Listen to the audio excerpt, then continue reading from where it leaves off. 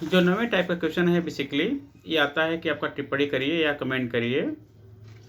जब हम बात करते हैं प्रश्नों के प्रकृति के बारे में तो इस टाइप के क्वेश्चन आमतौर पर बहुत आते हैं, कमेंट करिए या टिप्पणी करिए।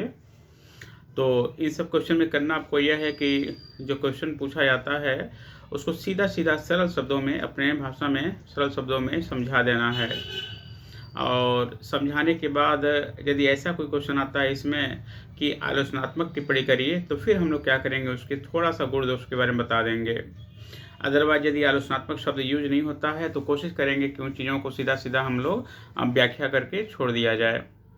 और यदि क्वेश्चन को लगता है कि थोड़ा-सा हमें गुंजाइश है कि वहाँ पर हम गुण दोष बता सकते हैं या क्वेश्चन में इनडायरेक्टली पूछा गया है, तो फिर हमें क्या करना है कि कम से कम 80% सेक्शन में, 80% भाग में उस क्वेश्चन को सरल शब्दों में व्याख्या कर देना है और 20% भाग में क्या कर देना है, उसके गुण दोष के बारे में हमें व्याख्या कर देना है। जैसे सन 2016 में एक क्वेश्चन पूछा गया है पेपर 3 में आपका यूपीएससी में कि वर्तमान संदर्भ में दक्षिणी चीन सागर का भू राजनीतिक महत्व बहुत बढ़ गया है, टिप्पणी करिए। तो obvious सी बात है कि ऐसे क्वेश्चन में हम लोगों को क्या करना है कि इसके बारे में विस्तार से अपने शब्दों में सरल भाषा में लिख देना है। जैसे कि सबसे पहले हम बात करेंगे आपका यहाँ पर दक्षिणी चीन महासागर के बारे में, दक्षिणी चीन सागर के बारे में, तो कहाँ पर इसकी लोकेशन है और इसके द्वारा क्या होता है कि जो भू राजनीतिक महत्व बढ़ गया है वो कैसे बढ़ गया है, कब से बढ़ा हुआ है, इसका प्रभाव कहाँ-कहाँ इसका पड़ रहा है। और चूँकि हम लोग भारत से हैं तो भारत के संदर्भ में भी हमको यहाँ पर देखना पड़ेगा कि इसका असर भारत के ऊपर क्या पड़ रहा है। तो महत्वपूर्ण बात आपका यहाँ पर यह है कि इस तरह के क्वेश्चन में व्याख्या का जो सेक्शन होता है वही ज़्यादा आपका यहाँ पर इम्पॉर्टेंट होता है।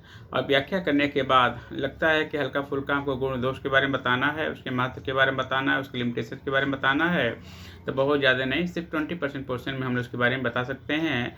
बट 80% पोर्शन में क्या करना है हम लोग को यहाँ पर कि जो क्वेश्चन दिया रहेगा उसके अच्छे से सरल भाषा में व्याख्या कर देना है। तो कमेंट या टिप्पणी का मतलब आपका यही होता है। और आमतौर पर जब हम बात करते हैं टिप्पणी वाले क्वेश्चन के बारे में तो बहुत ही शॉर्ट क्वेश्चन में ही पूछा जाता है, 100 शब्द में, 150 शब्द में, 200 शब्द में, बहुत ज़्यादा इसके बारे में नहीं पूछा जाता है। और कई बार ऐसा होता है कि कोई शब्द वगैरह दे दिया जाता है या कोई 2-3 शब्दों का कोई लाइन दे दिया जाता है और क्वेश्चन आता है कि कमेंट करिए, इसके बारे में विस्तार से हमको समझाइए। तो क्वेश्चन का नेचर आपका ऐसे ही होता है कि हमें सीधा-सीधा उसके बारे में व्याख्या कर देना है। और यदि लगता है कि थोड़ा-सा हमको गुंजाइश है गुण दोष के बारे में लिखने के लिए तो 80% में हम लोग क्या करेंगे, व्याख्या कर देंगे और 20% में हम लोग क्या कर देंगे, इसके गुण दोष की व्याख्या कर देंगे। बस यही आंसर हमारा कंप्लीट हो जाएगा।